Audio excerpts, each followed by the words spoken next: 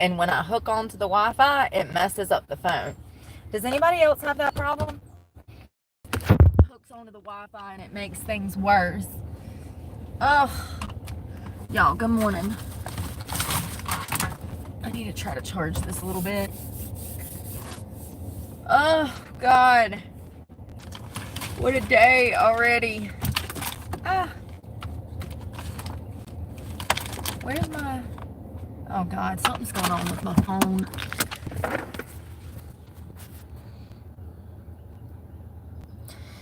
I can't see the comment thing.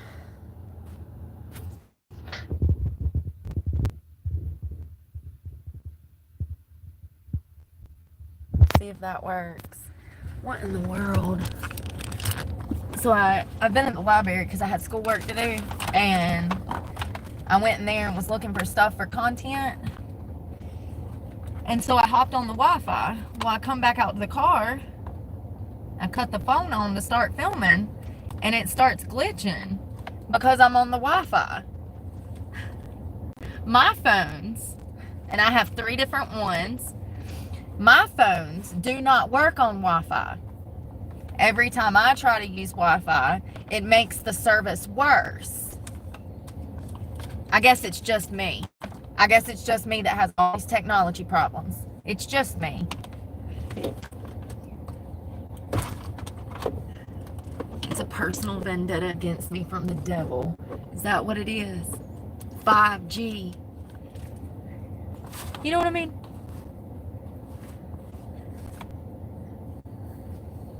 Oh, God, I just come out of the library. I was looking to see what they had in there. Good morning.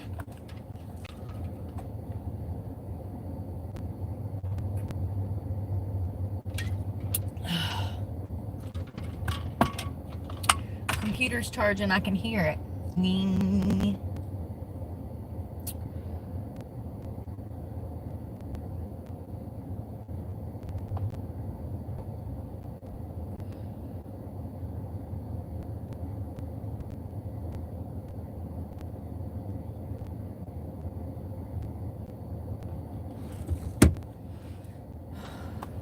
Morning.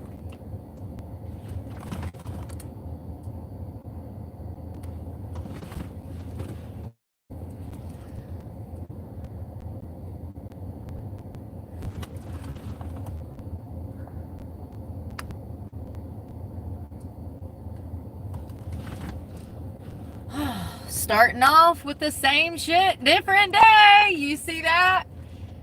Same shit, different day.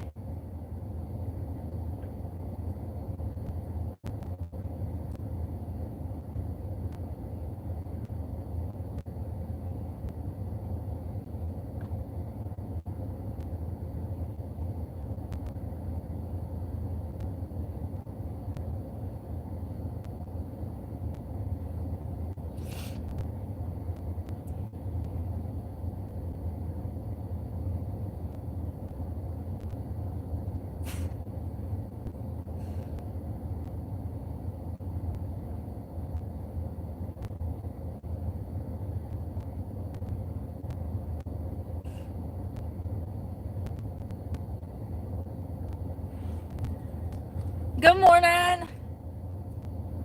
Good morning, good morning. How are you doing?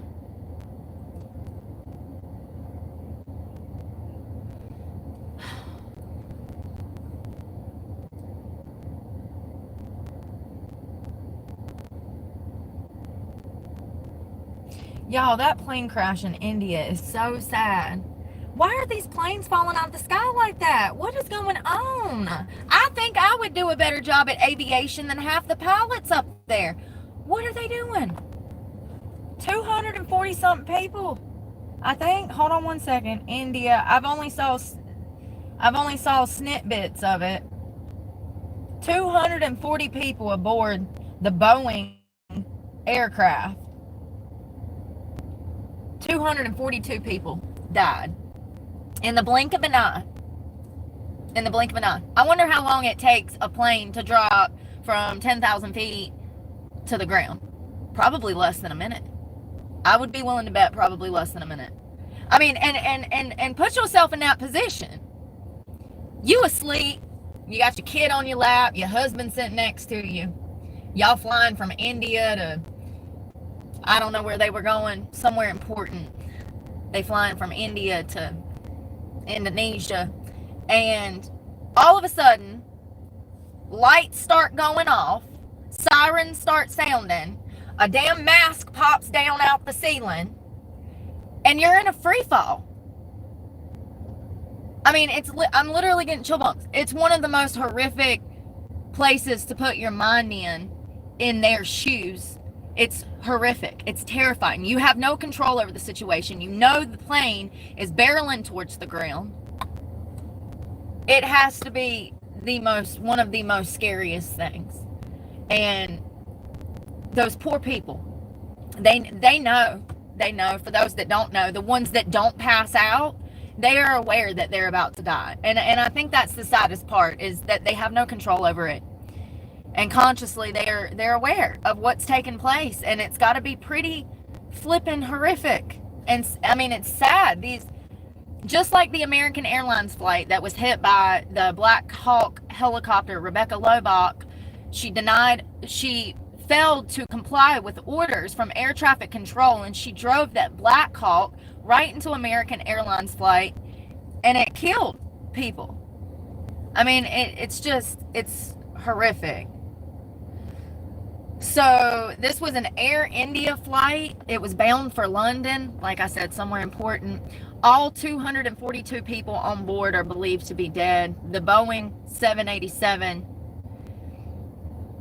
it went down in a residential area near the airport in London. I can't find nothing wrote on this. They don't write anymore. They want to film everything and feed it to us. I want a report.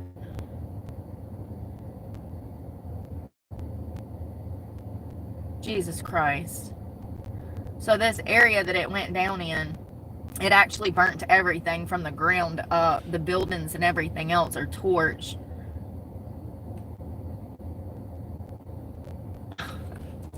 Man, I'm so sick of these pop-ups. Now I'm trapped. How do I get out of here?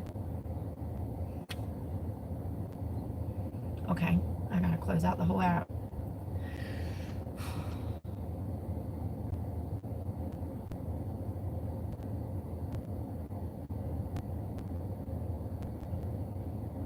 They don't even want to write anymore. It's all pop-ups for videos.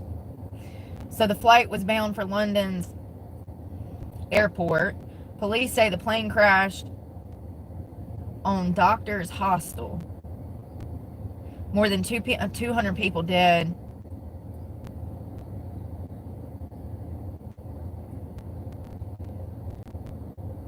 So it took off.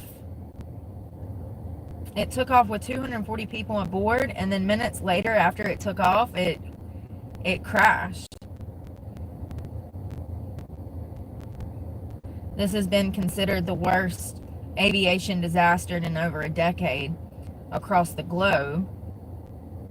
The plane came crashing down in a residential area, crashing onto a medical college hostel outside of the airport during lunch hour. They've recovered 204 bodies from the site, and there was no reports of survivors being found.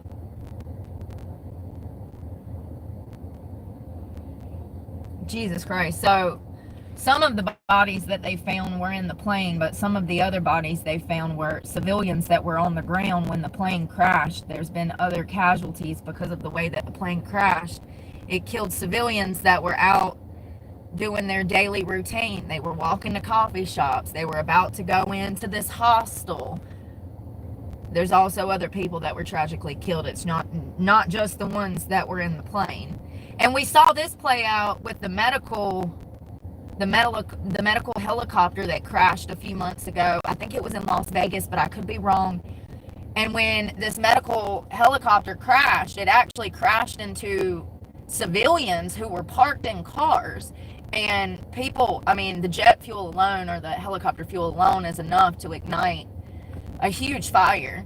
And we saw cars burn to the frame, and there was people in those cars. There was people walking down the street. The plane falling out, the helicopter falling out of the sky led to more casualties on the ground.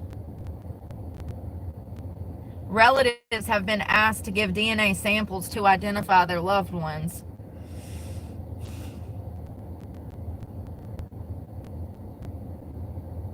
Parts of the plane's body were scattered around the building in which it crashed. Photographs and videos of the area showed the tail of the plane was stuck on top of the building.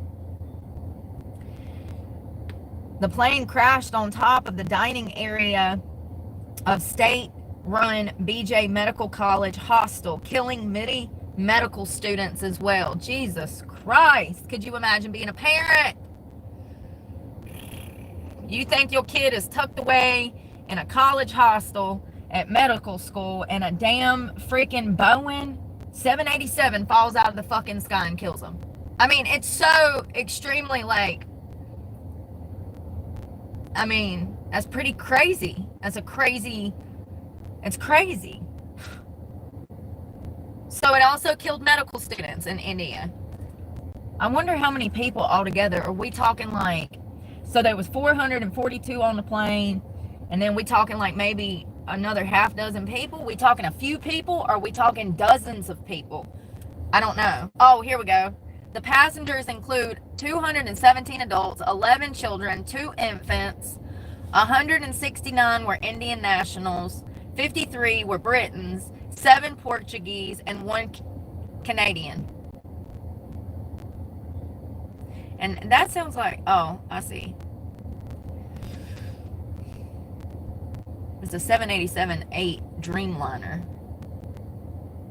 And it's one of the most modern passenger aircrafts in service. That's concerning. This was the first crash for the Dreamliner, which began flying commercially in 2011. The plane that crashed on Thursday flew for the first time in 2013 and was delivered to Air India in January of 2014. The crash occurred just after the plane took off. Television channels reported. One channel showed the plane taking off over a residential area and then disappearing from the screen before a huge jet of fire can be seen rising into the sky beyond the houses.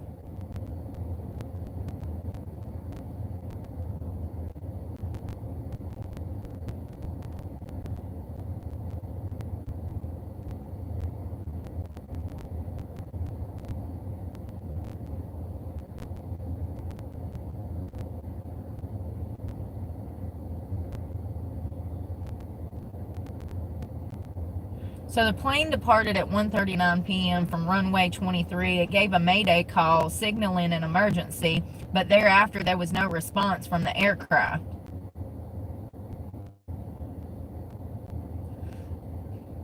I wonder how do you got enough time to yell for mayday, but you can't damn respond? Maybe the pilot realized that something was going wrong and said mayday, and then shit went wrong really quick and there was no other time to do anything. I mean, this plane is 50,000 times bigger than the pilot is. The pilot can only do so much from the cockpit. So weird. It's weird. All of these planes.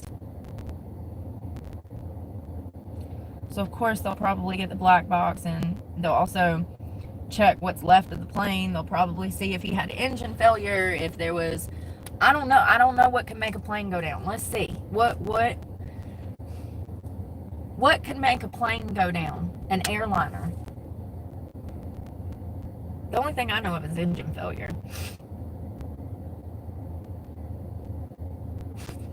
Damn, Google. Pilot error. Yeah. This is often the most common cause of accidents. Listen. Mechanical failure, weather conditions, human mistakes, maintenance issues, communication breakdowns. So weird.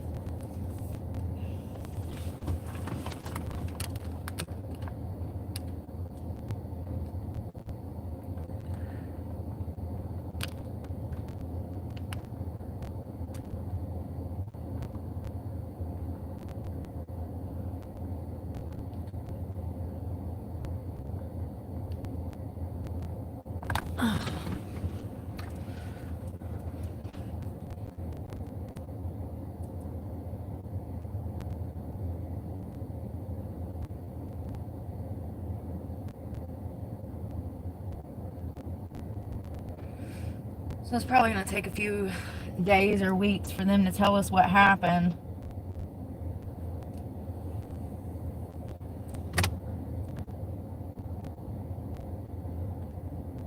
It's kind of crazy that it keeps happening, though.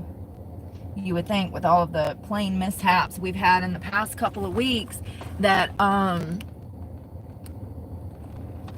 you would think with all of the plane mishaps that we've had in the past couple of months and weeks that they would really be doing their due diligence on trying to keep us all safe while we're in the air.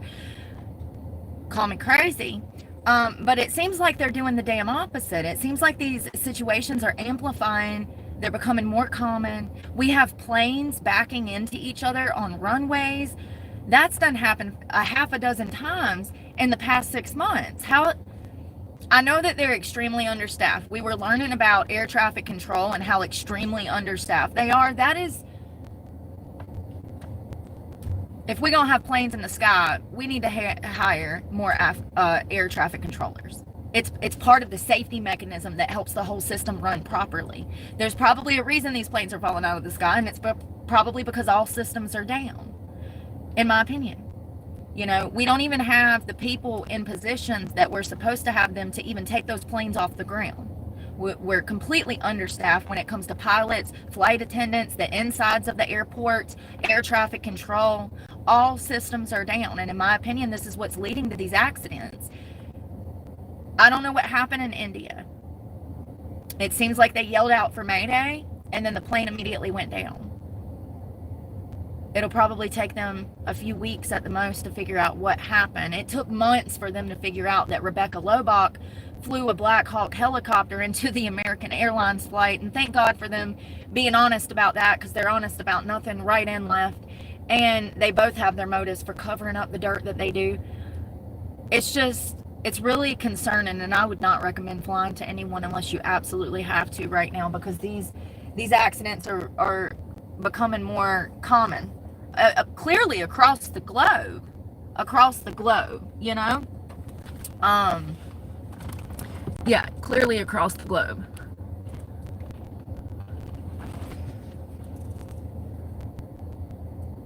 So sad. I just imagine being there in that moment as the plane is free falling out the sky. You know what's going on. There's only one logical explanation as to why you're freaking laid back and you're, you know, you can feel it. Well, you're probably laid to the top of the plane, probably sprawled out on the damn roof as it's free falling. Physics. I don't know anything about it. I would just assume that if the plane's falling out of the sky,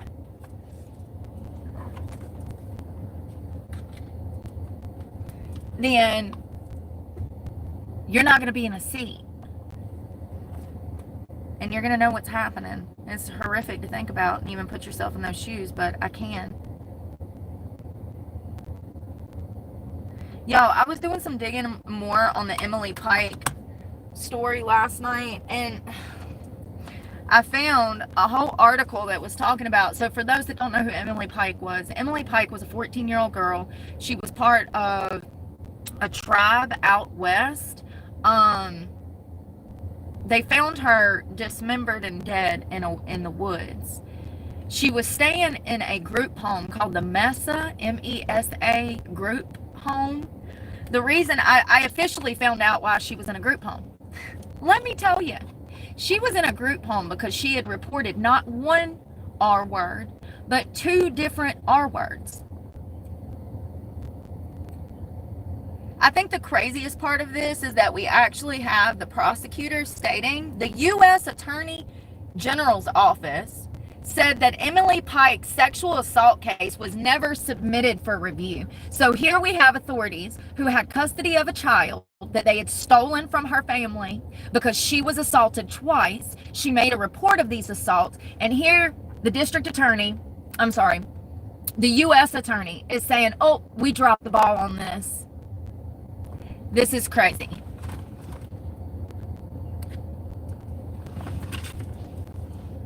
So, in July of 2023, Emily Pike reported she was sexually assaulted while living in the San Carlos Apache Indian Reservation in eastern Arizona.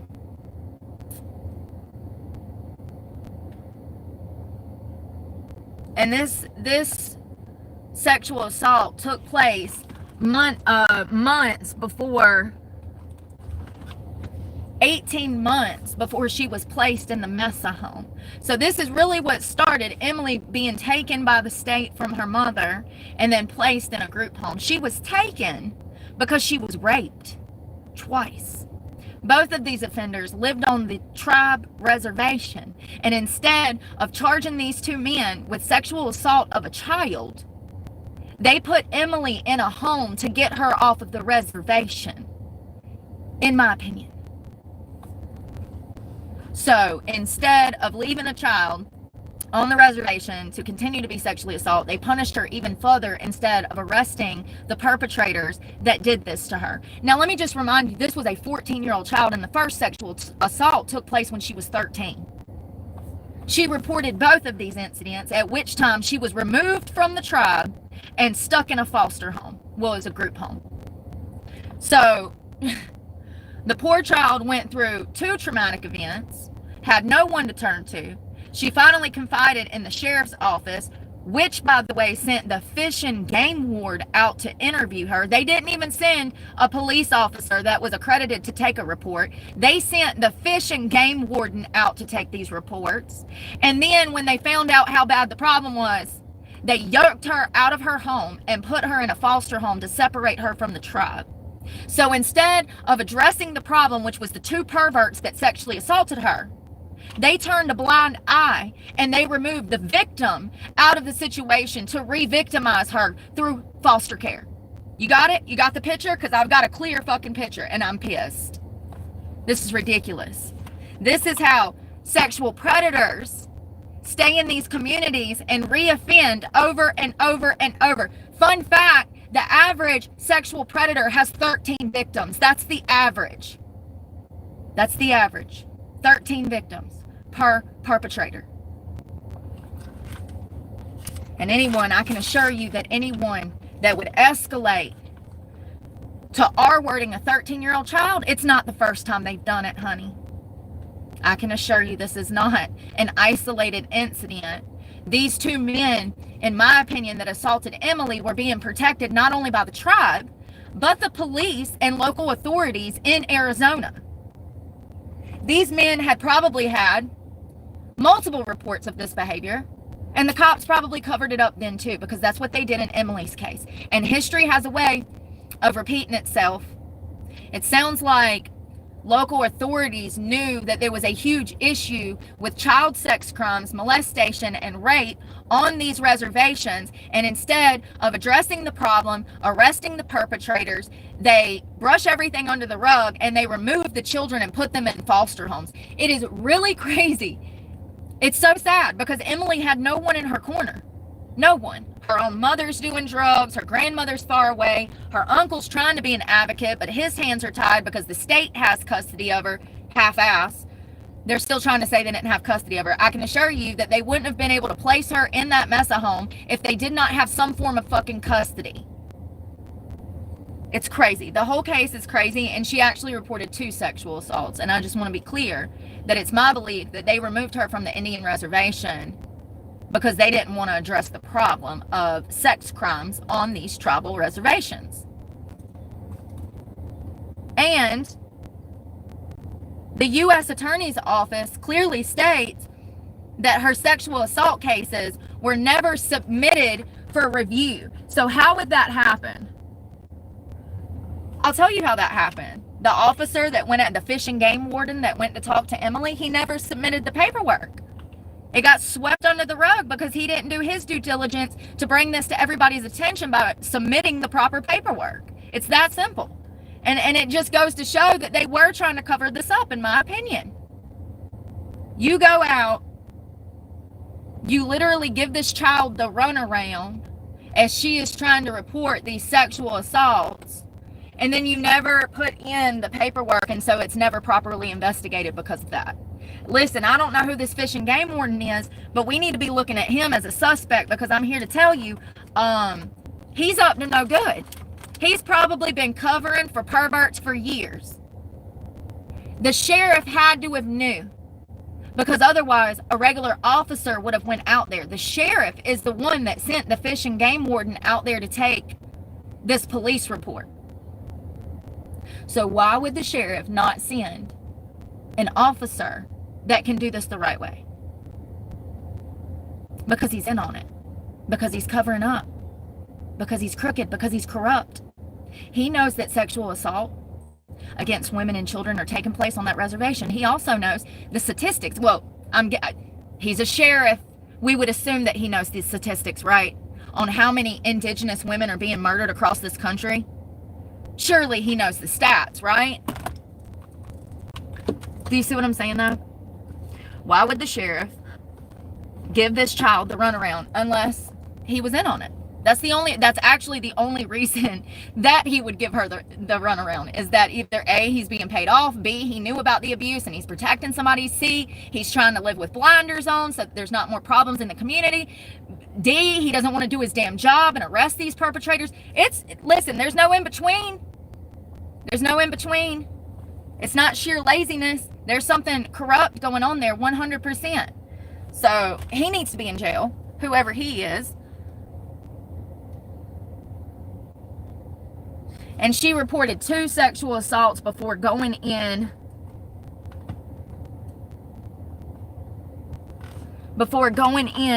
to foster care.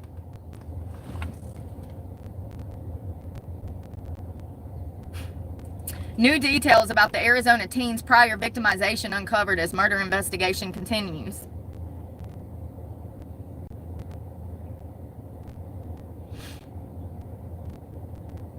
Shortly after the second report, So this week they investigated 2 sexual assault allegations from Emily in 2023. Shortly after the second report, San Carlos Apache Tribal Social Service workers took custody of Emily. But wait a minute. In the last report, you said y'all didn't have custody of her. Now y'all saying y'all took custody of her. Which is it? Y'all are government officials and y'all can't even get your goddamn stories right. And these are children. One minute, they say they never took custody, that the mother relinquished her rights. Then the next statement, they say that they took custody. And then I read another report that she was actually in the custody of her grandma's and her grandma allowed for her to be placed at the Mesa home. There's no clear answers. I can assure you that they took custody of that child, probably under false pretenses and maybe some true pretenses because her mama was a drug addict. So Emily was in the custody of Child Protective Services at the time of her murder. That is the principle, that is the important part, is that she was in state's custody and it was their responsibility to keep her safe, and they failed to do so. So after the second report, they took custody of her. She spent 18 months in foster care, including a Mesa group home, before she ran away in 2025. What is going on? Her body was found near Globe on February 14th. No suspects have been identified in her murder. On Thursday, the Federal Bureau of Investigations confirmed its agents investigated a report that Emily was sexually assaulted in the White River area in early 2023. The alleged crime occurred at Fort Apache Indian Reservation. Federal court records show that the man was indicted in 2024 on counts of aggravated sexual abuse, abusive sexual contact, and sexual abuse of a minor. One of the victims listed in the indictment was between the age of 12 to 14 years old. Now, this was not Emily. This would be an additional victim. It's the man that Emily reported. But he also was facing other sexual abuse allegations after he had assaulted Emily. He was charged with charges for hurting Emily, but they were later dropped, as well as all of these other charges for the other victim. They were dropped as well. One of the victims listed in the indictment was between 12 and 16 years old when the crime occurred. Federal court records show the man was ordered to be detained in federal custody pending trial slated for July. Emily also reported in July of 23 that she was sexually assaulted by a different perpetrator on the Indian reservation.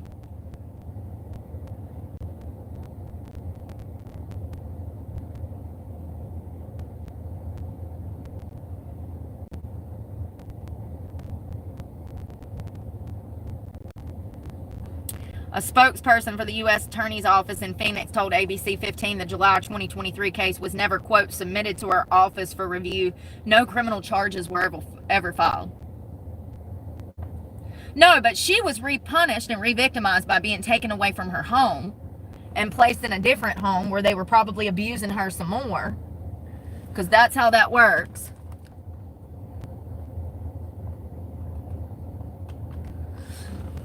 Some people are so obsessed. Do you see this?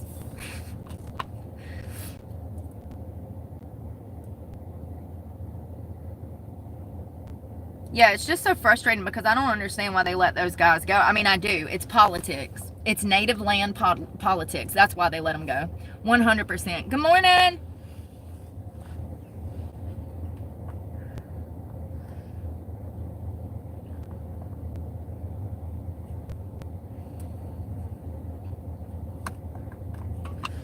So, I did not know this. Y'all know I love the diagnostic manual. I hope you have a great day too. The DSM-5, which is what we're on now. We've had multiple DSMs, DSM-1, DSM-3. They revise it and update it. What the DSM is it's a diagnostic statistic manual to diagnose people with mental health problems. It's literally one of the, next to the Bible, right after the Bible is the DSM-5.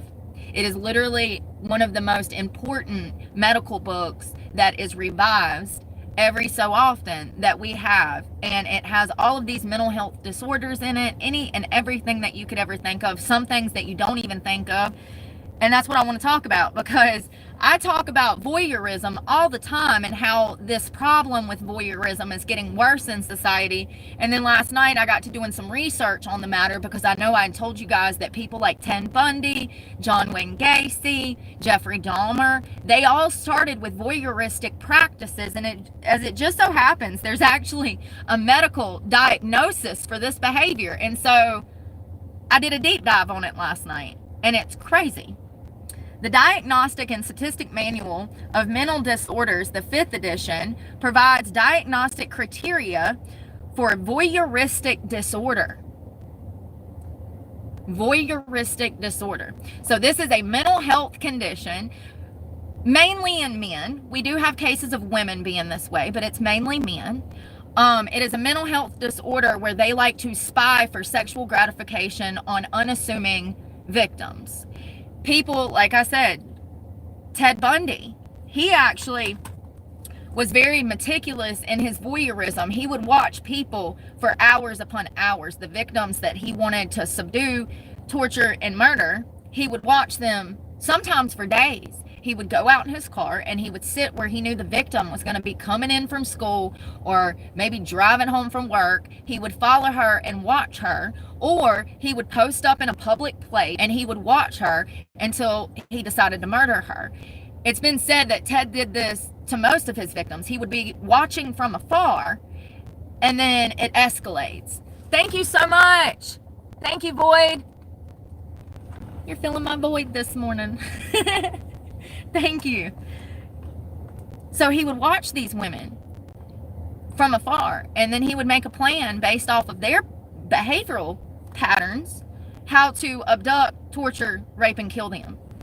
So the criteria, the first one requires reoccurrent and intense sexual arousal from observing an unsuspected person who is naked in the process of disrobing or engaging in sexual activity as manifested by fantasies, urges, and behaviors. And this behavior would last over a period of 6 months. And so we usually see the onset, I think that's the word, the onset of this order, ironically, around 15 years of age.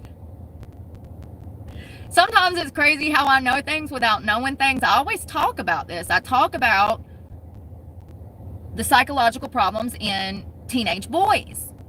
almost a daily basis. Look at the little 18-year-old I had to run, 19-year-old I had to run off the other day. It's getting worse. They see me online, they come up with a parasocial relationship in their head, and then they try to come out and interact with me. And I've had children as young as 15 trying to take explicit videos of me while working out, which is crazy. So it's so ironic that the onset of this mental disorder is 15 years of age. So the second criteria requires acting on such urges with a non-consenting person or experiencing, quote, clinically significant distress or impairment in social, occupational, or important areas of function as a result of sexual urges. So this would be someone who cannot take the word no. You know, like the man in the minivan that kept popping up trying to watch me through my front windshield down in Jacksonville. We caught him on camera like 4 times. He thought I was asleep back there in my bed. He thought I was asleep. I did not have a window cover on the front windshield, so he would pull up right in front of my car and get out of his car so that he could look through my front window to watch me. That is voyeurism. The fact that he done it 3 or 4 times tells me how unsafe he is, because he keeps coming back trying to implement the same behavior, which is insanity, because I just get angrier every time I have these interactions, and then I'm ready to come for your throat. But these perverts don't understand why they're behaving this way. And matter of fact, we're going to learn in a minute that there's actually no reform for them, as I always say.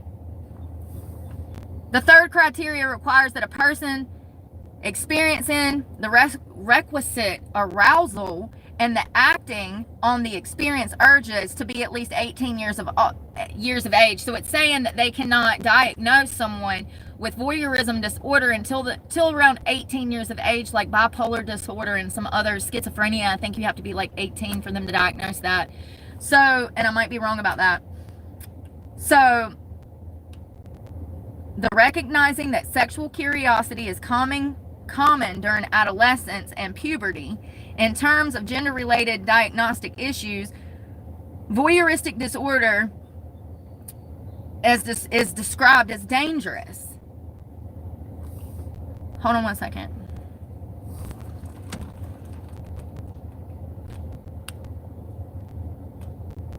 Good morning.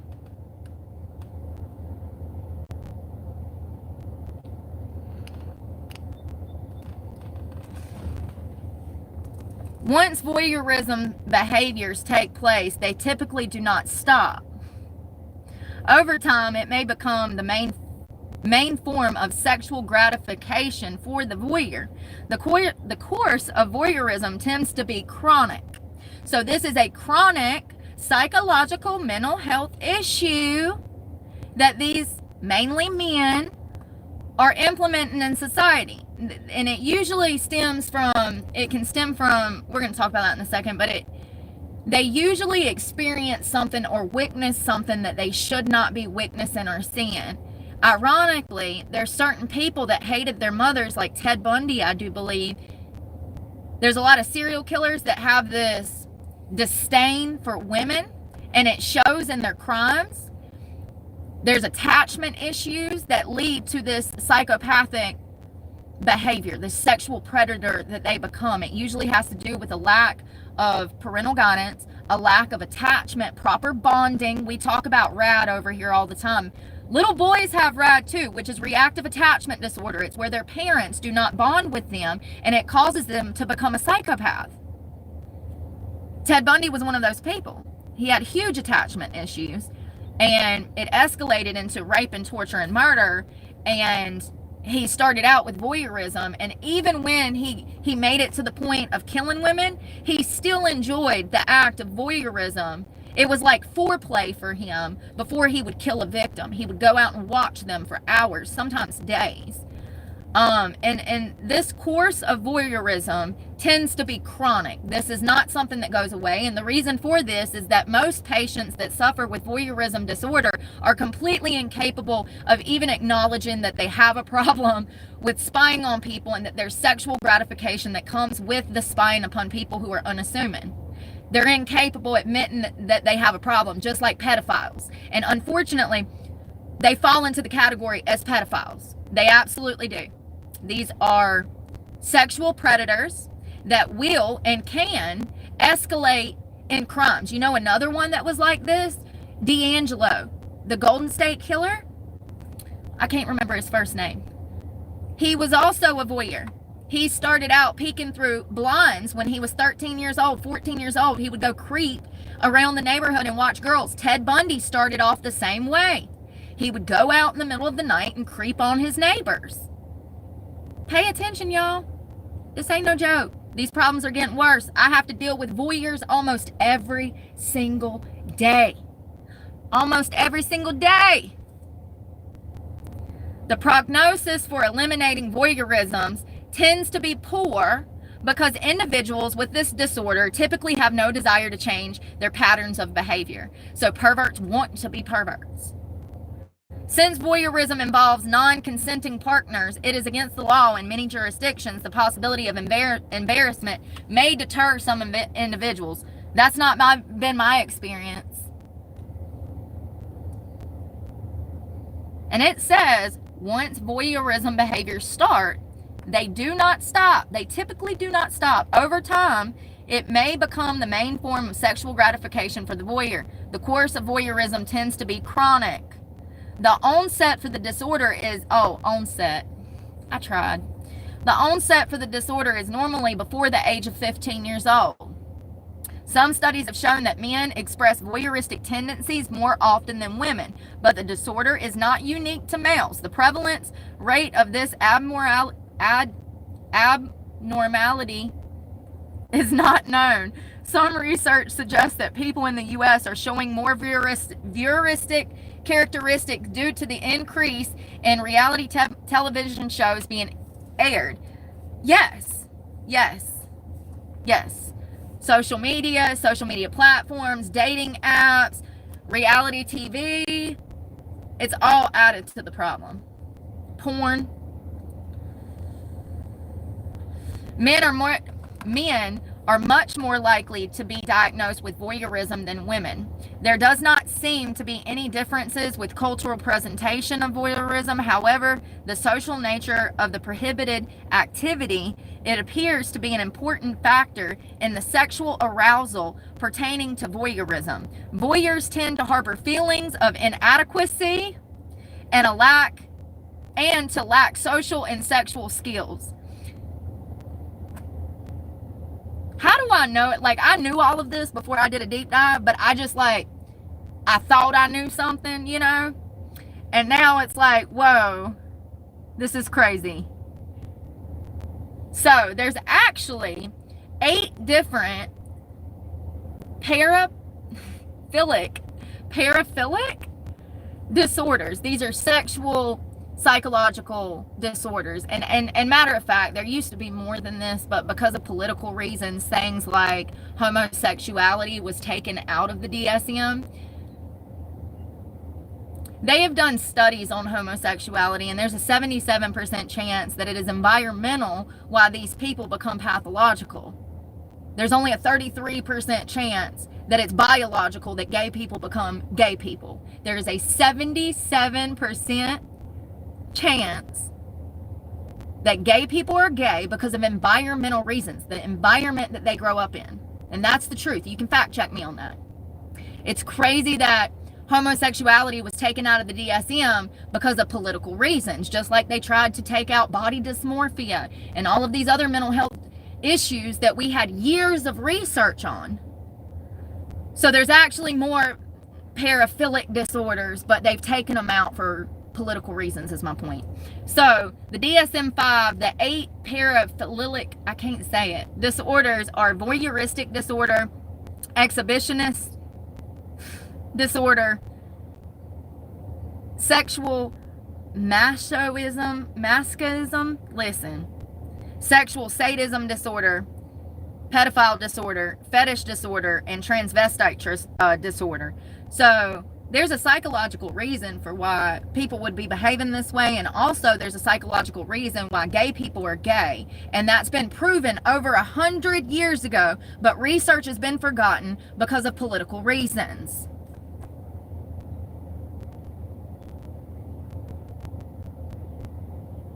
So let's talk about the treatment for these people. As it said in that last thing, it says that these people are less likely to get help because they're less likely to admit that they have a problem.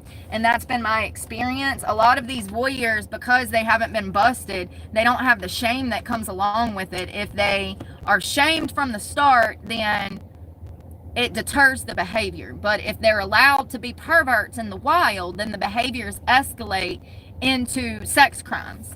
So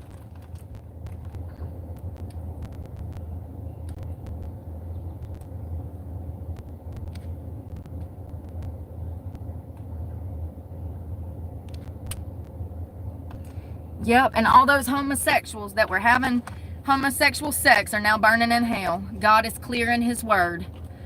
We operate on facts over here, not feelings. Voyeuristic disorder. Voyeuristic disorder is a paraphilic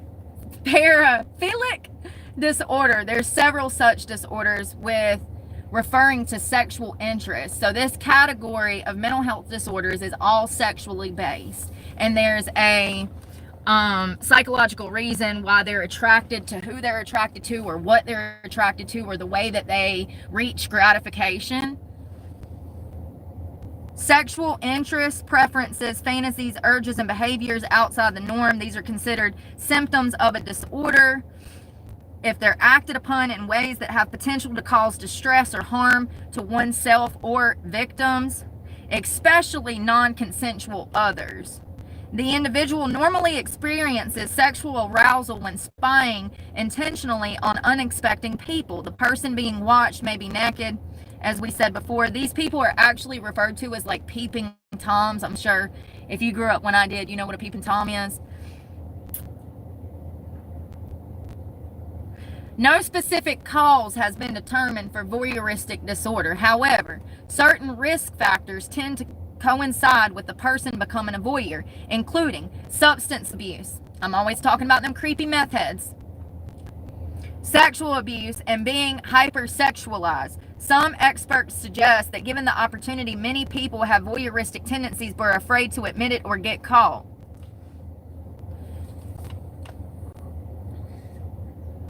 Voyeuristic disorder may stem from an accidental sighting of someone who is naked. And this would be when a child was somewhere between the ages of 8 and like 15. Pivotal moment in their little brains. Let's say that they have, I heard a psychologist talk about this when it came to Ted Bundy. Let's say that Ted did not have a good relationship with his mother. He never bonded with his mother, and he absolutely starts hating her. But at around the age of 10, hypothetically, he accidentally sees her naked. That rage then somehow psychologically becomes lust, and these people try to kill their mother over and over through sexual fantasies. It's kind of crazy, the psychology behind it, and I've heard several people talk about Ted specifically, but also how these perpetrators, how they get the voyeuristic tendencies is through a lack of bonding, instability in the home, trauma and or abuse ongoing, and then some kind of attachment issues with the primary caregiver. But as this is talking about, it may stem from an accidental sighting of someone who is naked, disrobing, or participating in sexual activity. Continued viewing then reinforces and perpetuates the behavior to the point to where it goes beyond what is considered culturally acceptable or normal, and it becomes pathological, which is a mental health disorder. So a lot of these serial killers that started with voyeurism, if we look into their childhoods, we can actually see that they had huge attachment issues, prior abuse, whether it was sexual or physical or psychological. John Wayne Gacy, Ted Bundy, even people like Ed Gein was known to be a voyeur. And we know that Ed Gein's mother strictly prevented him from talking to any kind of women, and she made Ed Gein worship her, and she scared him away from women in society. That's the nipple belt man, remember? That's what I'm saying. Something like Ed Gein is the perfect situation. His mother made him despise all other women. She taught him that all the other women were evil and that they were whores, and his mother made him worship her. He probably, there is, in my opinion, he was unnaturally attached to his mother in a sexual manner, and that's what we see. When the lack of bonding is there with people like Ted and his mother, Ed and his mother, when the lack of proper bonding is there, there becomes an unnatural bonding in a sexual way, which leads to these men psychologically getting this disorder. And then some people take it farther than that, like Ted, and they kill. What was his name? D'Angelo. The Golden State Killer. He was another one that absolutely, if I'm not mistaken, despised his mother and had this unnatural attraction sexually to the caregiver, but not an actual bond like it's supposed to be had. And this is what this is talking about. But also, it says it becomes pathological. Risk factors as cataloged by the DSM-5 include childhood sexual abuse, substance use, and sexual preoccupation, and hypersexuality. We are seeing these problems get worse because of pornographic material front and center. I know a lot of y'all don't want to have this conversation, but the cell phones that are being given to children, kids are curious, okay? They're watching it, specifically the little boys. You know how I know? Because they're out here in the streets hunting for me. Sexual preoccupation and hypersexuality. Both of those things are going to come with extreme porn watching, creating fake fantasies, unrealistic sex expectations in the head. All of this stuff comes from this porn, and this is why these problems are getting worse in society, and it will continue to get worse.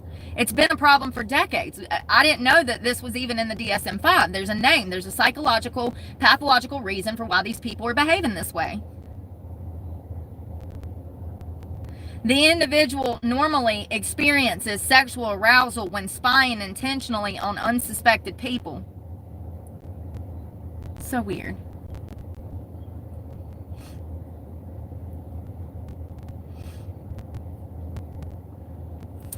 Individuals with voyeuristic disorder experience sexual arousal from observing others, and this arousal can manifest as fantasies, urges, or behaviors that cause distress, impairment in social or personal functioning, or lead to law breaking. And so I went to go find a study on how many of these, and unfortunately,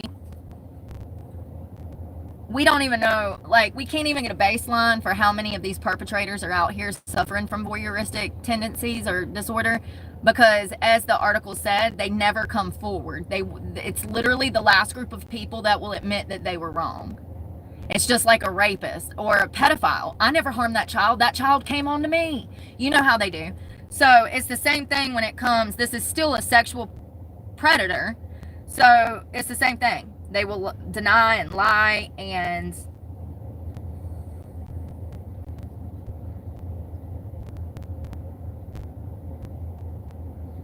so some of the things that they can do is cognitive behavior therapy, which is the main leading, that's the leading recommendation for pretty much most mental health disorders, but they're not even coming forward.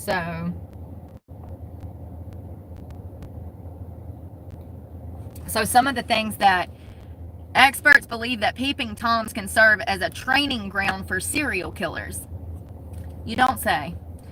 So one of these 3 reasons is they're able to isolate and watch potential victims. This allows them to learn about individuals and their routines, overcome psychological barriers. Peeping tom behavior can help individuals familiarize themselves with boundaries and prepare for further invasions of privacy. Voyeurism can provide a sense of domination and control over victims without their knowledge. So this is some of the reasons that they do this. It's about power. Let's talk about some of the killers that have actually been voyeurs. I was on an online forum looking up the 7, it's the psychological check markers for who's going to be a killer, and it listed seven things. Ironically, voyeurism was number 7 on the list of markers, criteria to become a serial killer. So one of them was intelligence, because for those that don't know, people like Ted Bundy and John Wayne Gacy, they actually had quite high IQs. Not high, but above average. So it was intelligence, voyeurism, and then it was like, I forgot, I'm sorry. I forgot the other 5. But it was like the checklist of what makes a serial killer. And voyeurism was on that list, and I found that interesting because I've always said that these things are going to escalate, and peeping toms will become, at the very least, they will commit sex crimes, in my opinion. So Joseph D'Angelo, that was his name. That was the Golden State Killer. Investigators believe he first began his alleged criminal career secretly watching others. And they're saying that this dates back to his teenage years. He was doing this when he lived at home with mama and daddy, and he was running around the neighborhood in the middle of the night, spying on young girls that were neighbors of his. I mean, it's absolutely a complete invasion of privacy. Dennis Rader, the BTK killer, he would watch women for long periods of time before attacking, learning about their habits and developing attack strategies. It's as simple as somebody watching you from afar. Let's say somebody was watching me out right here. Somebody's parked right there. And I'm going to get out of the car. I grab my computer. I grab my purse. I put my keys on my thing a certain way. I put my phone in my back pocket. He can see by watching me where my car keys are, where my cell phone went. That helps him better plan for a crime and an attack. All they need to do is sit and watch you for a little while, and they'll know enough. Y'all know why people watch? I be people watching every day. That's my part-time job. It is. I gotta, ain't nobody else gonna protect me. I gotta do my due diligence to pay attention to what's going on around me. And that's how predators also get access to the victim. They can learn everything about you just from watching from afar. It's crazy. Derek Todd Lee, the Baton Rouge serial killer, he began his foray into crime as a peeping Tom, stalking women and watching them in their homes. Philip Hughes, he was also known for prowling his neighborhood naked at night, peering into houses and breaking in to steal women's underwear.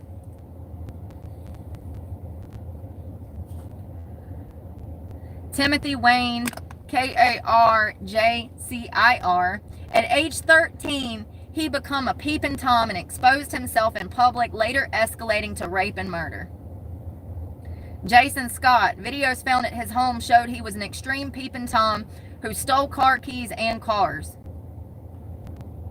Paul, Relowice, he displayed predatory behaviors as a sexual offender and was convicted of the rape and murder of Libby Squire. I want to look more into, hold on one second.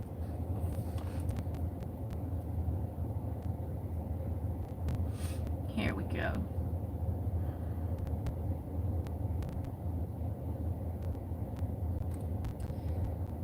So serial killers are known for heinous acts of violence that strike fear across the country, but many of the nation's most well-known serial killers got their start with a far more insidious crime.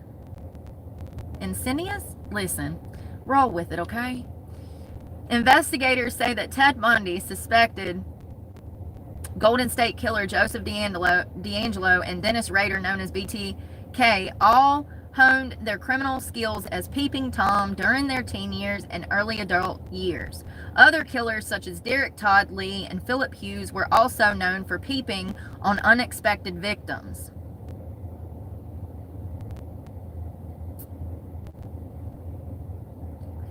So there's a criminologist and the author of a book, While We Love Serial Killers, The Curious Appeal of the World's Most Savage Murders, said that voyeurism or peeping on others can be part of the natural evolution of sexual crime activity. So as I've always said, there's an escalation.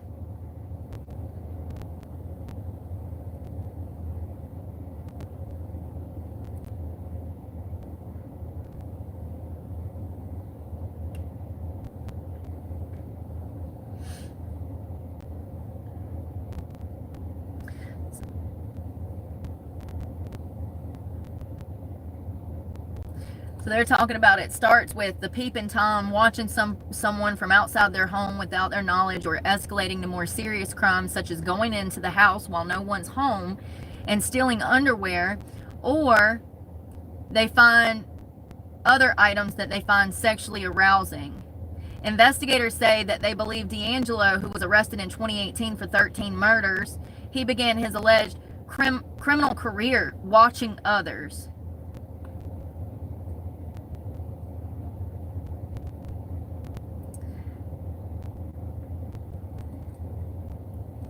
That would also explain why he was able to get access into the homes and stuff and know when these people were going to be asleep and stuff, because if you remember, he was the one that would stack plates on the victims. Remember, they would usually be asleep and he'd wake them up with a gun in their face, if I recall. So he had to have been watching them close up to know the perfect time to strike to even commit these burglaries and rapes and murders.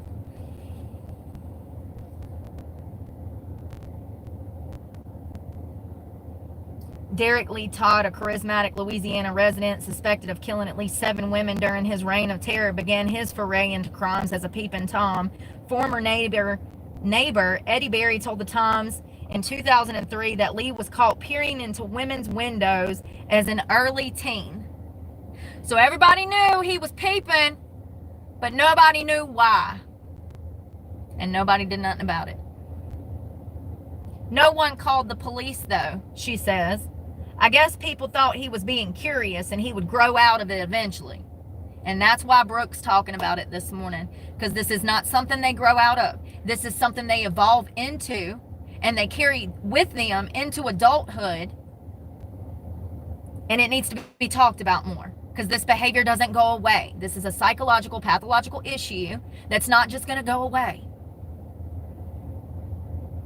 See, if they would have reported him for voyeurism, which is a misdemeanor charge, I do believe, if they would have reported him for peeping, maybe that misdemeanor charge would have deterred this behavior, because that is what studies show. Sometimes the shame of being caught is enough to prevent them from reoffending, but most of the time that still don't even work. There is no reform for these people. They're psychologically not wired right.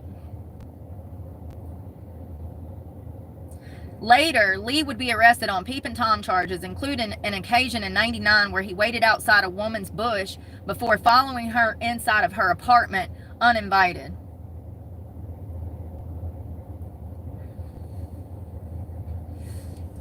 Something I found interesting was the psychological, like, the age at which they get to these psychological parts of their perversion. So it said that the onset for the voyeurism disorder would be before 15 or around 15. Most serial killers don't start killing till their 20s. Although most serial killers don't begin killing until they reach their 20s, their fantasies of domination, control, and power typically begin in adolescent and early childhood.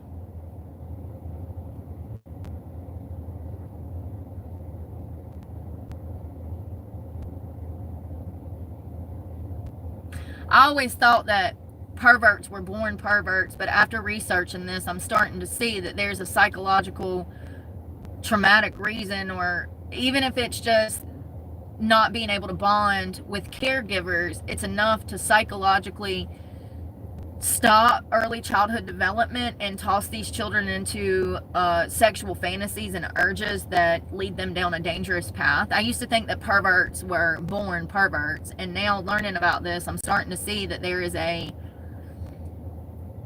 reason, or there could be a reason, why these people's heads are not screwed on right. It is so important to bond with children. Most of these serial killers did not have a stable environment, much less a loving bond with their parental figures. And as you can see, they ended up being killers. I think there's a lot to say for that, and I think we should look into that more, and we will, because I really thought that these people were born this way, with an affliction for children or something, you know, and now I'm starting to see that there's a mental health reason that this would be happening. So I've learned a lot through learning about this disorder, and I didn't even know it was a disorder.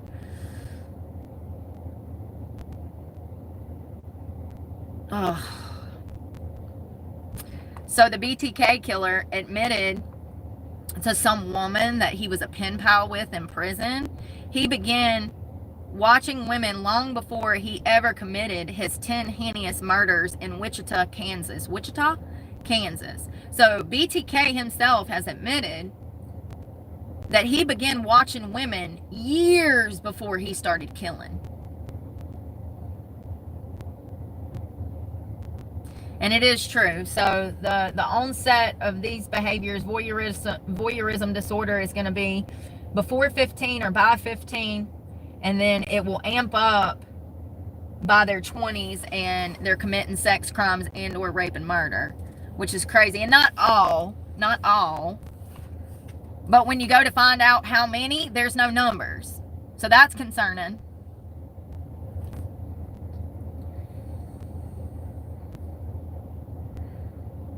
BTK also admitted that when he was stationed in the army over in Germany, he would break in and enter to women's apartments and steal their underwear.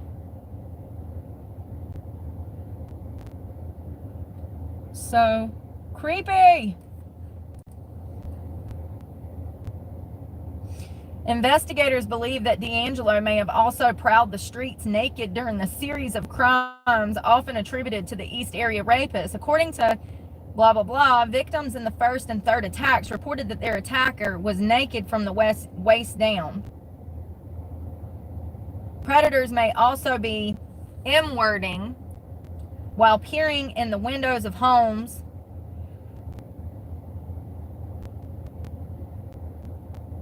further fulfilling their sexual desires. Part of that sexual gratification is why they do this. It fulfills the fantasy and need and of itself, but it also does not serve the purpose of helping the perpetrator for the next strike or the next victim.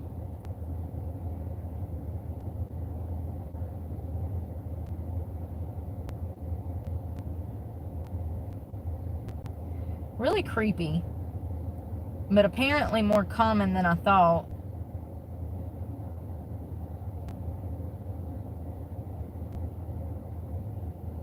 There are some different opinions on the origins of voyeuristic behavior. One opinion is derived from the Freudian psychoanalytic studies. This theory places an emphasis on childhood abuse and the harboring of childhood traumatic memories. Hold on one second.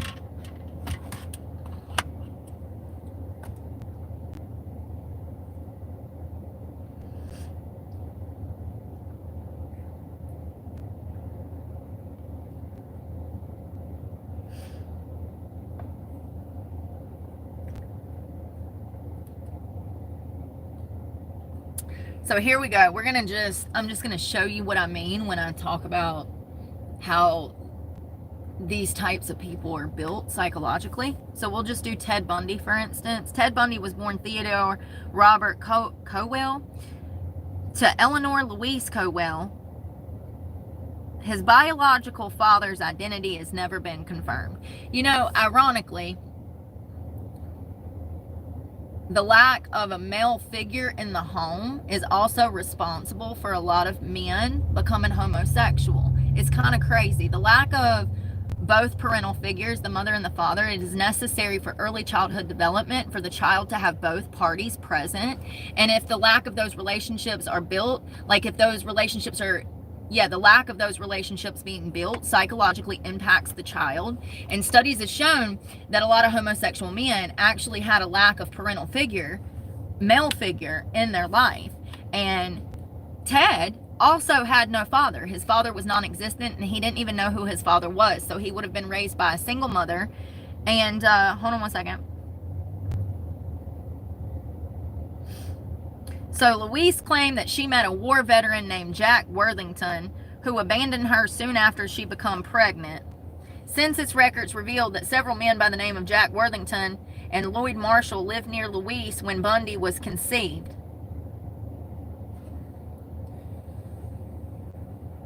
Some family members expressed suspicions that Bundy was sired by Louise's own father. So this could have been a case of incest. And I can assure you, if incest is going on in the home, that there's a lot more going on behind it that Ted would have grew up around, which could have caused these massive problems psychologically.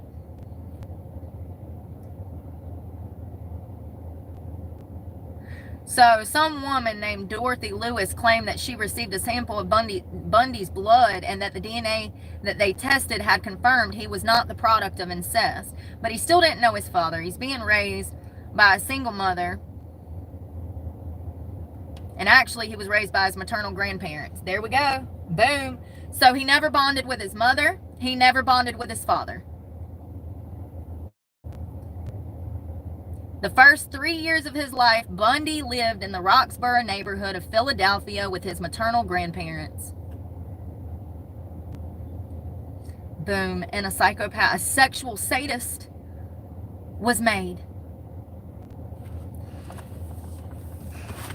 The importance of these bonds are the most important thing it's the most important thing for early childhood development is a proper bond between caregivers. The mother and the father relationship is imperative for the success of the child. And we see what happens when they have neither one. Now, I'm not blaming this man's sexual crimes on his parents, but I am saying that it absolutely had a psychological impact into who the man that he would become.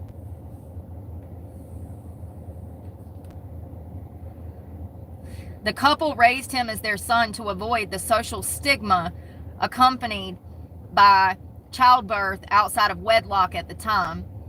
And I do believe that he was told that his mother was his sister.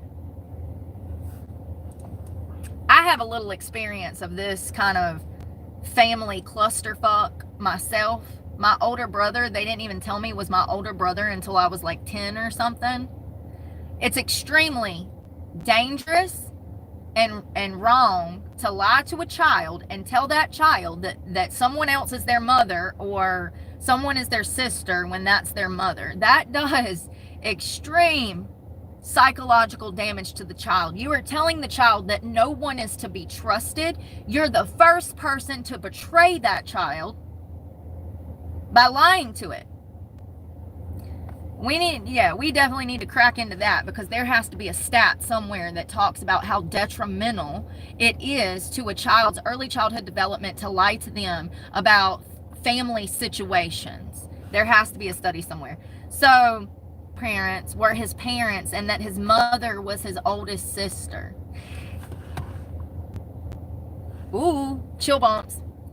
This would explain why he got stuck on voyeurism. What if, hypothetically, we don't know, what if some of his first sexual interests were actually in his older sister, who was actually his mother, which led him to torturing and killing women? I would be willing to bet that the potential is there. We know how this voyeuristic disorder starts. It starts with a child who has no bond with parental caregivers or figures. They accidentally witness something that can be viewed as sexual, and they take it as sexual, and then they become fixated on someone that they shouldn't be fixated on, and then they start by creeping around trying to peep to get sexual gratification. And I don't know if that's what happened with Ted, but the scenario is there. All of the puzzle pieces fit to make him voyeuristic in this sexual predator. His upbringing shows us how he got to where he was, in my opinion. All of this tells a story psychologically of what happened to him during our early childhood development. Bundy eventually discovered the truth.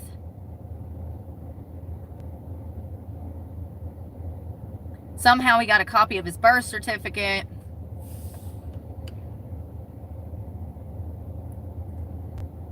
When he located his original birth record in Vermont in 1969. Bundy expressed a lifelong resentment towards his mother. Ding, ding, ding, ding, ding. He despised her. And he killed every woman he killed. He was really, figuratively, killing his mother over and over and over. In my opinion, Bundy expressed a lifelong resentment towards his mother for never telling him about his real father, and for leaving him to discover the truth about his paternity and being raised by his grandmother by himself. Y'all, let me tell y'all something. You can't be out here playing with these little children like this. That boy knew from the start that something wasn't right in that house. That boy knew that something didn't feel right. And it seems like it took him, how long? When was he born? 1946. He didn't discover until 1969 that his sister was his mother. And that would have been, hold on, 1940. How old would he have been when he discovered? Was he in his 20s? Because he would have lost his fucking mind. 1946, 56, 66. Ding, ding, ding, ding, ding. He would have been in his 20s. Going through you know how when you were 18, 19, you were always trying to find your identity, looking for who you are? So in 1969, when he would have been in his early 20s, I think, I don't do math that great, he was looking for answers. And he finds out that his sister is his mother, and she refuses to tell him who his father is. I just want to say that you cannot be playing with children's lives like this. It's only a matter of time. When you're lying to a child, they know. They know. They know you're lying. They're not stupid. As a matter of fact, small children are more, in my opinion, insightful than damn adults. It's like they're more intuitive, or they get it better than adults sometimes. Maybe it's because they haven't lost their innocence yet, so they're just innocent. But children know. Just like I knew that something wasn't right with my older brother. I knew that whole dynamic of my grandma watching him was weird. And I'm like, who is this guy? Like, and then finally, when I was, I think, middle school, I was going into middle school, they set us down and said that we were siblings around my other brothers. Like, they set all the brothers down with me, and they were like, yeah, you guys are siblings. Like, this was normal. I'm sorry, what? You didn't think he should have told us that like 10 years ago? It can seriously impact a child, is what I'm saying. Honesty is always the best policy. And matter of fact, a way to connect with children is to be honest with children. That's how you build the bonds that you're supposed to build with them. They're supposed to be able to trust you, not get betrayed by you at 20-something years old when they find out that their mother is their sister, or their sister is their mother. What in the sister wives is going on? You can best believe these things impacted him. And this is what led him down this road. The lack of bonding, the lying, the betrayal, the family secrets, the voyeurism. This is a worst case. Ted Bundy is a worst case scenario. Cases like this are highly unlikely. These voyeurs that are out here nowadays are too scared to commit these kinds of crimes because of DNA, and thank God for that, right? But there's going to be more of these types of killers coming out of the woodworks in years to come, because this behavior is getting worse and it's pathological.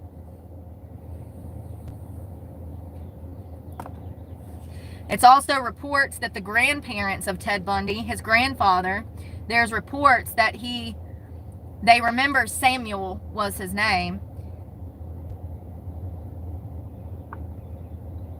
The characterization that Sam was a raging alcoholic and animal abuser was a convenient characterization used to make people justify why Ted was the way that he was. So there's a history of mental illness, alcohol abuse, and abuse in the home. And this poor boy also, and listen, I have empathy, even though he's a killer, and you know, I have empathy for baby Ted. My empathy stems for baby Ted. He needed connection. He needed love, and it appears to me that he felt abandoned and betrayed, and he turned towards rage instead of forgiveness, and he let his sexual perversion take over control of him. I mean, he was a psychopath, I do believe. Was Ted Bundy a psychopath?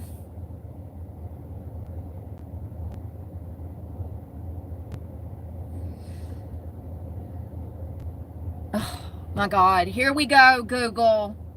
It is important to understand that the modern psychology terms psychopath and sociopath are not official clinical diagnoses. Yes, the fuck they are. Yes, the fuck they are.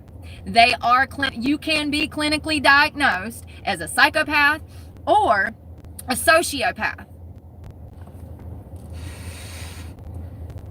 150 years of medical knowledge down the drain because of the LGBTQ+.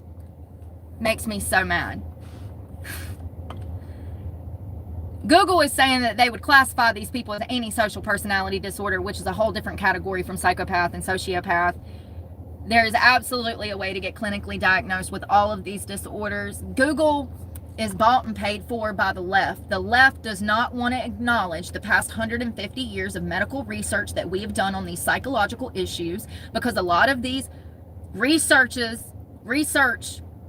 a lot of the research shows that there is a psychological reason that leftists behave the way that they do. So they don't even want to acknowledge all of our medical scientific studies, because there would be an explanation for why they were mutilating themselves. Do you get it? Because let's not forget, homosexuality was also in the DSM, the original, and it was taken out for political reasons, along with tons of other sexual perversions and psychological mental illnesses or other mental illnesses. So I just find it I'm so sick of Google. Somebody needs to create a truth website. That's what Google was supposed to be, and it's not anymore. Let's see here.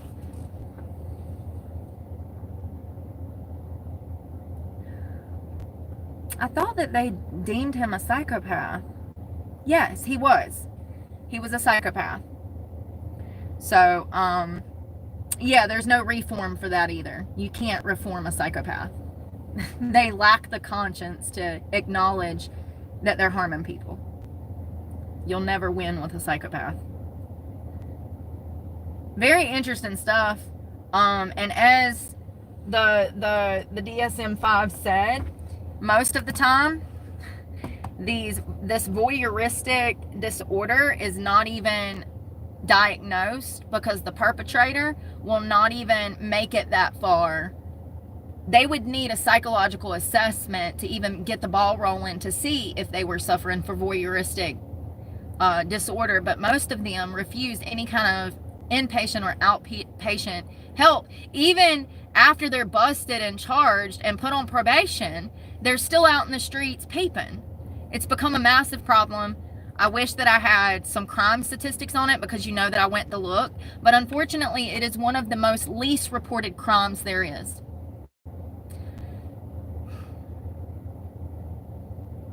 I'm just telling you, it's going to get worse. So do your due diligence, check your neighborhood, make sure to let your kids know to keep the blinds closed. There was a young girl that was at home changing, and her mother pulled into the driveway and saw some damn creep peeping through her daughter's window. The mom calls law enforcement. Law enforcement gets there. They track the guy down to the back of the house where he's standing trying to hide from the cops. He's in a hoodie, joggers, and sneakers.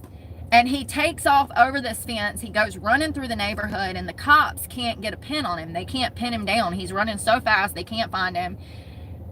Do you know that mama, she football tackled that SOB, sent him flying. There's dash cam footage of it. If I can find it, I'll post it.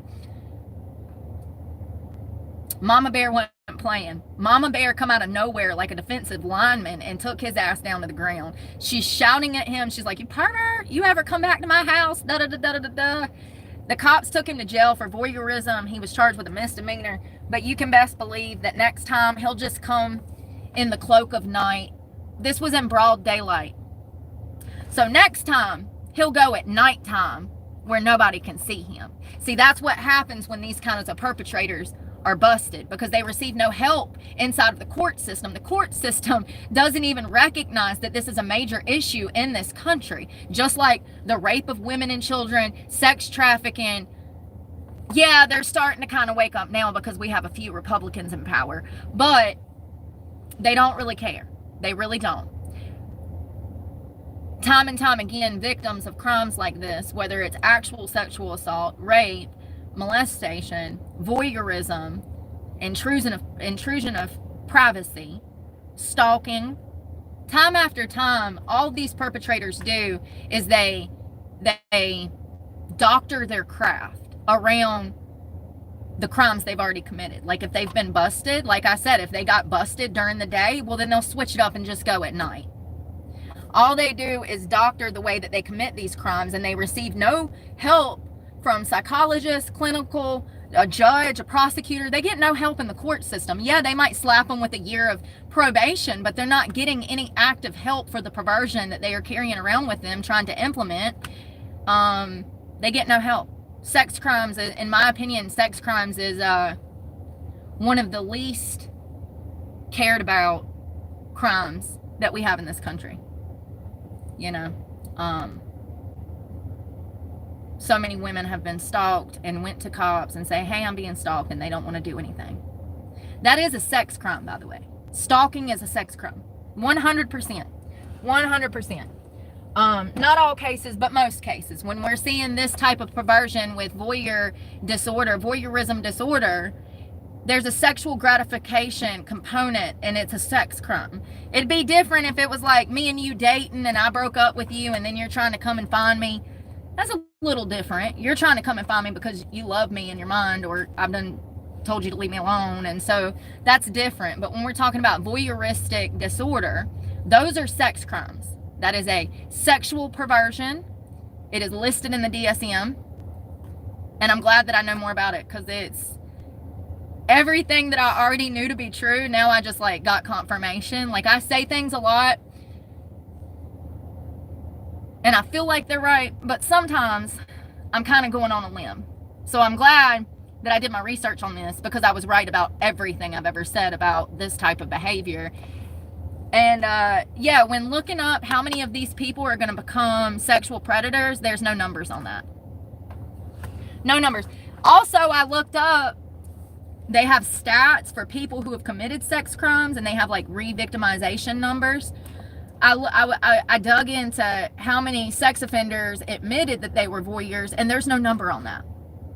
So it's part of the broken system. When these inmates are coming in for sex crimes, they should be given a questionnaire on these things.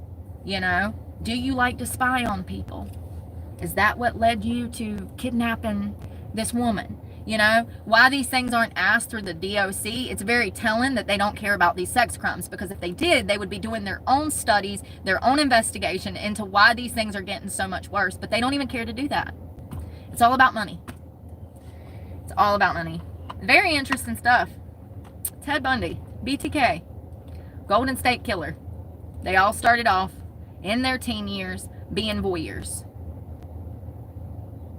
So don't tell me to chill out when I have to deal with people like that, because I know the realities of the situation.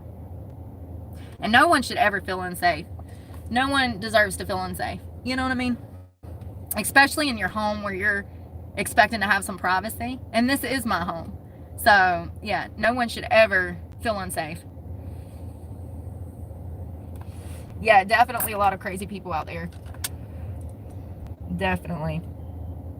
I would just, because of the fact that this is mainly a male crime on women, not always, there's been women too. I would advise women, if you see anything suspicious like this in your neighborhood, I would absolutely call and make a report, because it's going to escalate. If you catch someone peeping through your neighbor's bathroom, that behavior is going to escalate. Now, whether they come to your house and start peeping on you, or they actually kick down your front door and kill you, so exciting. It will escalate, though. That's the point. That's the principle. It will escalate. They cannot control themselves. It is a mental health disorder. And they ain't firing on all cylinders, honey. They ain't firing on all cylinders. Y'all, I need to go get gas. Oh, God, what a day. Whew. I hope everybody's doing well out there. Y'all see how many children come to my page? First thing, I have to block them all. It's like there's an age restriction on here, and you can clearly see by the comments and then the profile pictures that it's children.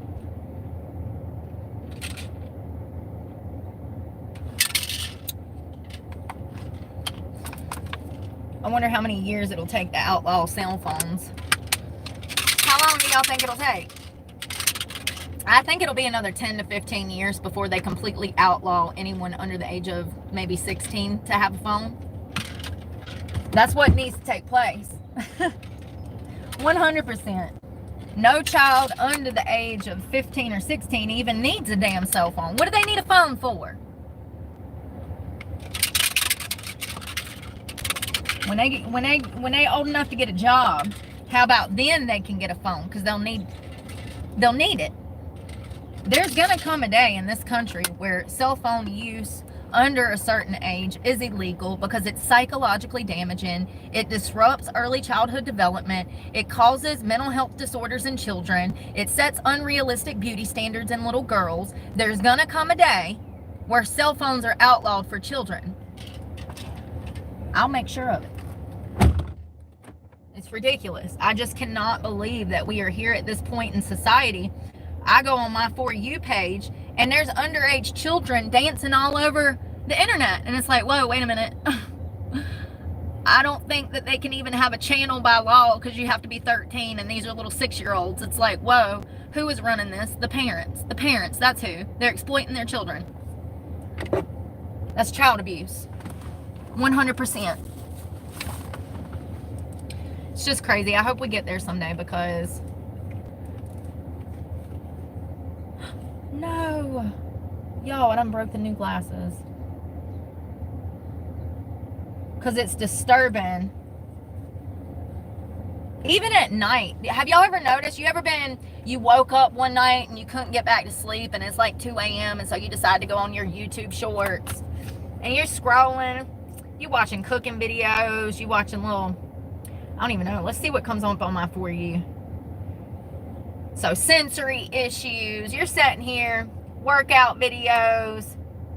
Let's make dinner. And then all of a sudden, it's some half-naked girl with her tits out in a split position, dropping her ass, and she's in lingerie. Does anybody else have that happen? Because I literally sit here and watch lion videos all day. But if I get on here at 1 o'clock in the morning, YouTube be spitting out some nasty shit on my For You page. And you can see, everything I watch is PG-13, cooking videos. You know what they're doing. It's all by design. And I work for them. It's all by design. Oh, this is talking about blind people. A lot of stand-up. But if I go on here at 3 o'clock in the morning, YouTube is spitting out some foul, ratchet, nasty shit. I know I'm not the only one, and it's all by design. And if they do that to me, I can only imagine what they do on children's phones, honey. It's called conditioning. That's how they're grooming them now, through cell phones. That's why we got all these little 18-year-old girls that are, well, they're 17. And then their 18th birthday, they're dropping OnlyFans. They think they're going to get rich overnight, and they don't know the truth about the situation, that only the top 1% even make any damn money. Everybody else makes a few $100s a month. They make all their money prostituting on the side. And these young girls don't know that. I literally saw a comment on a video last night. Some girl said something about a sugar daddy. And this girl drops down in the comments and she's like, oh, a sugar daddy you don't have to do anything for.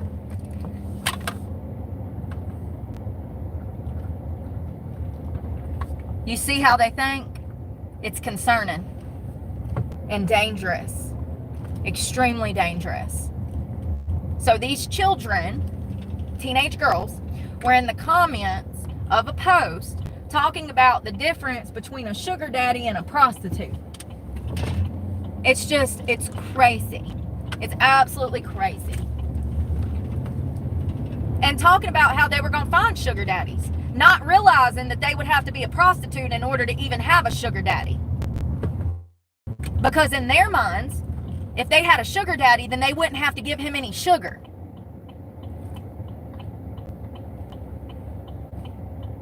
It is so dangerous. So dangerous. For those that don't know, a sugar daddy is a prostitute relationship. That man ain't gonna give you no money unless you've given him sugar, boo-boo. It's concerning. Then you got girls like Lily Phillips, Bonnie Blue, out here killing themselves. Their own families are helping exploit them. Lily Lou's mother is her manager. She controls her finances. She controls everything. It's like Britney Spears, but the porn industry. Crazy. Crazy. Crazy. And these young girls are watching this, and they're wanting to be noticed. They're wanting infamy. And so they decide to open an OnlyFans and follow in the footsteps of these two disgusting creators who are going to burn in hell for the way that they have misled our youth down dark, horrible paths. I mean, for real, I would genuinely love to sit down with Lily Phillips and Bonnie Blue just to fucking make them cry, because both of them are pieces of shit.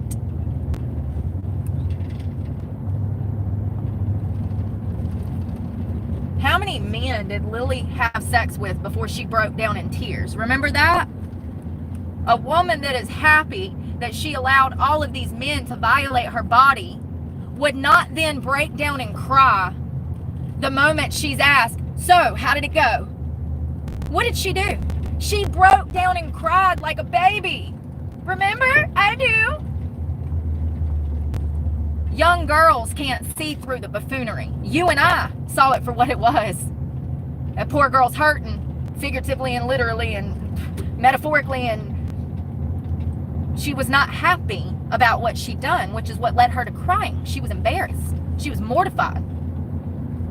Adults see that and take it for what it is. Children see that and they spin the narrative, and they don't understand the psychological impact of what this girl just done to her body. It is so disturbing. I think the most disturbing part is the media pushing these two girls front and center. It's like they're in a competition to get AIDS first. Which one of us is going to get the AIDS first? And society claps like seals for them. Particularly young boys, which is concerning too. How did we go from we like virgins to we want an above ground swimming pool? Like, make it make sense. How did we, and it's only been 30 years. I'm in my 30s. It's only been 30 years that we went from we prefer virgins to we want a hallway that we can throw a hot dog down. How did we get here? Is there no importance in commitment anymore? Is there no value in unity and loyalty?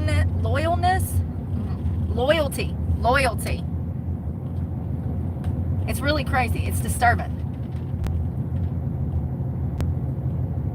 And both of them look 10 years older than they are. That doesn't come from a happy life, honey.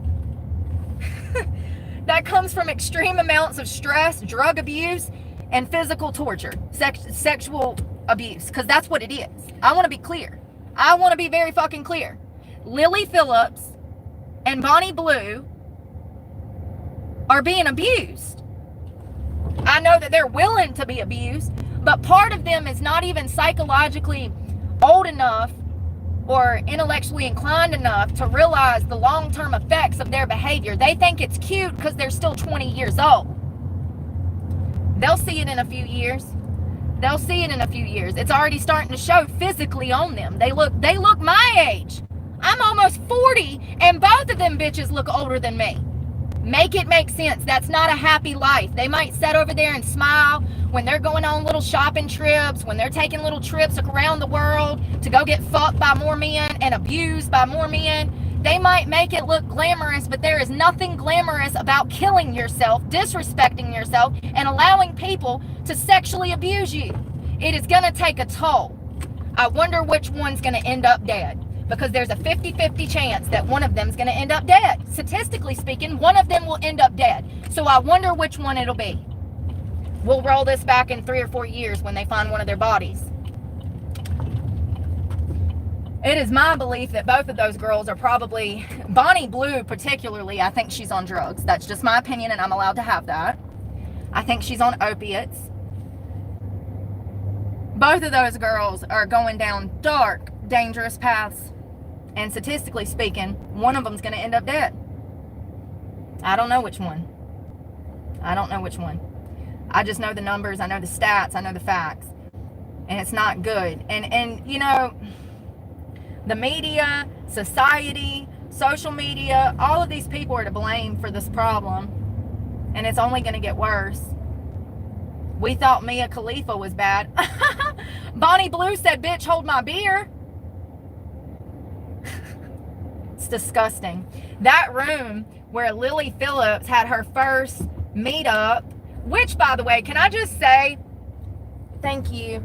Can I just say that her idea of STD testing men is nothing more than a picture?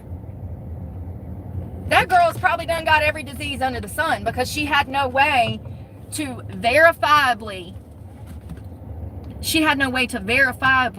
check these men for STDs. She wanted the men who sent her. So how this happened was she put out like an SOS on Instagram. I'm going to be doing a meetup and I'm going to screw all these men and da-da-da-da. If you want to screw me, send me an email. Extremely dangerous. And she's teaching young girls to behave this way. Let's remember that. All of this is on camera. So then she picks these men that she's going to have sex with. Picks the location where they're going to do the meetup. She required the men to go to the doctor and get an STD test and then to send her a picture.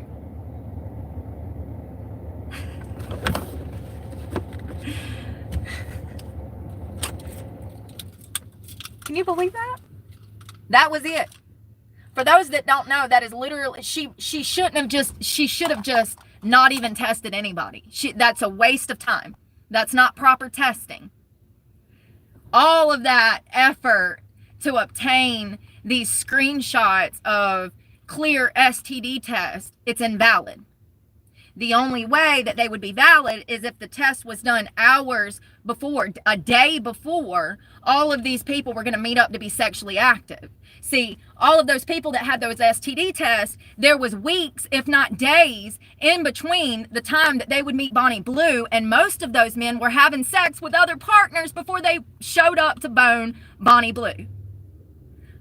So the chances of her having an STD are probably about 70 to 90%, because she has never done proper STD testing to start with, and then she's had sex with thousands of men who were not properly tested. It's crazy. And she's teaching other girls to put their lives in danger by showcasing all of this. It's crazy. It's crazy. Horrible influence on society. She's a detriment to herself. Is that the word? Detriment? Hey Siri, what does detriment mean? Detriment means a state of being harmed or damaged. Yep. She's a detriment to herself and young girls. And in my opinion, both of them need to be in jail. For what? Sex crimes. I don't know. I don't know. Something. Get them off the fucking street and get them off the internet. I don't know. Can we 5150 them if they're out here passing their vagina around like it's grandma's candy dish? At what point do we pull the plug and say, you need to be hospitalized and or locked up? Because this is unacceptable. I gotta buy gas and I don't have any money.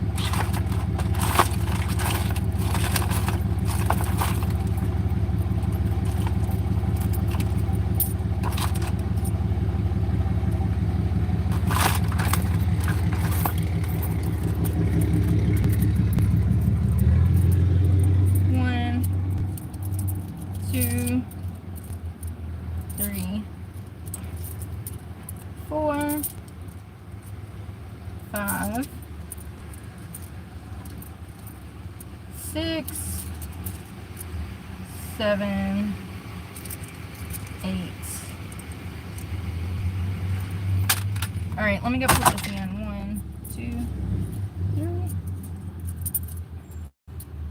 4, 5, 6, 7, 8. Alright. Number 6.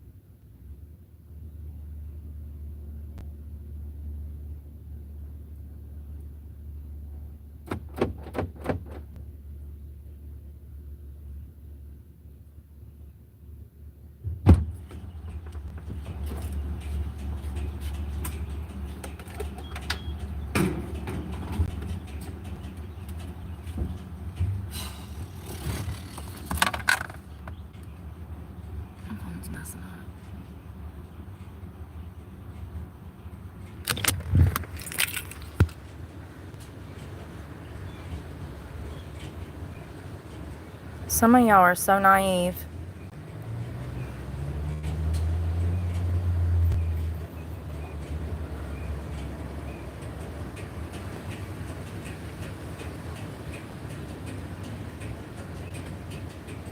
And fake.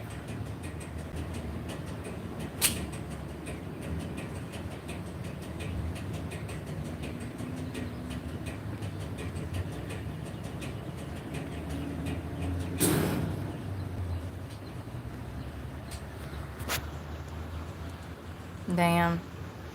Every single person. I've never met one that was loyal yet.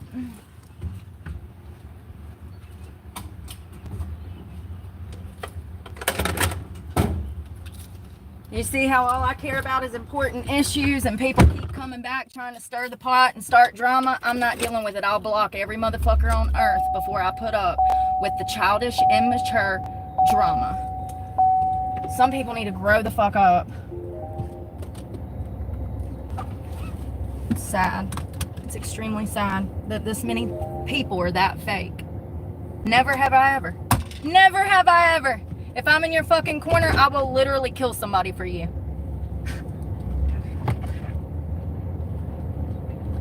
Never have I ever been a fake ass fucker. That's the problem though. That's why I have problems. Because everybody, most people, the majority are fake. What are you doing, dude? You just sitting there? I guess so. Well, you've been sitting there for 5 minutes, Grandpa.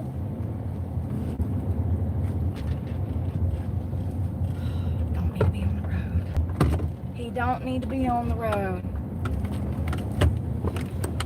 Some of y'all are so gullible you don't even realize that people create new screen names to come back to bug me every day. Trolls. And y'all feed right into it. Y'all feed right into it. It's crazy. And then you wonder why your life sucks. You're feeding into the damn Satan's plan, honey. You eating out of Satan's hand and you don't even realize it.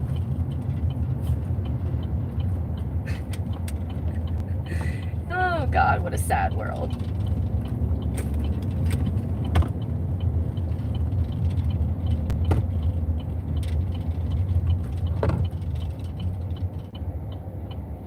What are you doing?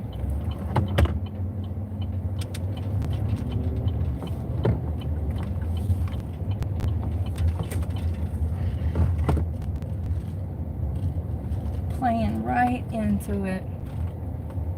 People hate themselves so much that they're willing to act fake towards people and act like they're friends to try to convince people to hate themselves because they hate themselves.